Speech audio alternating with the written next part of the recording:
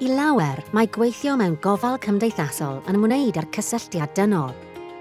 Y munudau personol hynny, fel y straeon arenir a'r gofal ymarferol, sy'n dod â gwir ystyr a chefnogaeth i fywydau pobl. Ond gwyddom, nad yw hyn bob amser yn bosibl oherwydd ein bod mor brysur. Dyma lle gall dealltwriaeth artiffisial neu AI helpu.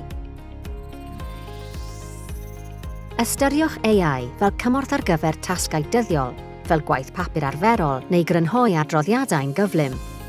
Gall AI helpu gyda gwaith gweinyddol gan greu'r amser a'r lle sydd ei angen arnoch i fod gyda'r bobl yr ydych yn ei cefnogi.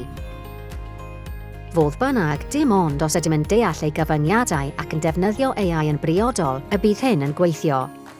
Mae Morgan yn gydlynydd gweithgaredd mewn cartref gofal sy'n defnyddio AI i'w helpu yn y gwaith. I gadw'n ddiogel, mae'n defnyddio adnoddau cymeradwy. Wrth ddefnyddio AI, mae'n rhannu megis digon o wybodaeth, gan adael manylion preifat fel enwau a rhifau adnabod allan. Mae Morgan yn gwybod bod AI yn dilyn patrymau, ond nid yw'n meddwl na theimlo.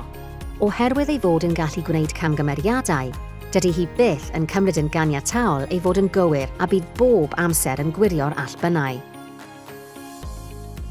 Mwyn cael y canlyniadau gorau, mae Morgan yn rhoi cyfarwyddiadau clir i AI a elwyr yn ysgogiadau, yn hytrach na chwestiwn amwys mae'n gofyn. Awgryma 3 gweithgaredd ar gyfer pobl hŷn gyda gwahanol anghenion symudedd. Mae Morgan hefyd yn deall nad yw AI yn deall hanes pawb.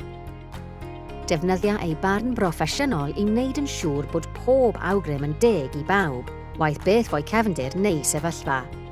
Nid yw AI byth yn gwneud y penderfyniad terfynol am ofal unigolyn neu ei swydd. Mae Morgan yn agored a gonest am ddefnyddio'r adnoddau hyn. Mae'n dweud wrth ei thîm a'r bobl dan ei gofal. Os nad yw rhywbeth yn teimlo'n iawn, nid oes gan Morgan ofn ei gwestiynu neu ofyn am arweiniad. Mae'n gwybod mai hi sydd berchen y canlyniad terfynol. Pan ydym yn defnyddio AI yn gyfrifol, rydym yn amddiffyn ein hymarfer mwyn sicrhau bod gofal a chefnogaeth yn cael ei harwain gan bobl. Am fwy o gymorth gyda defnyddio AI yn eich gwaith, edrychwch ar ganllaw AI Gofal Cymdeithasol Cymru.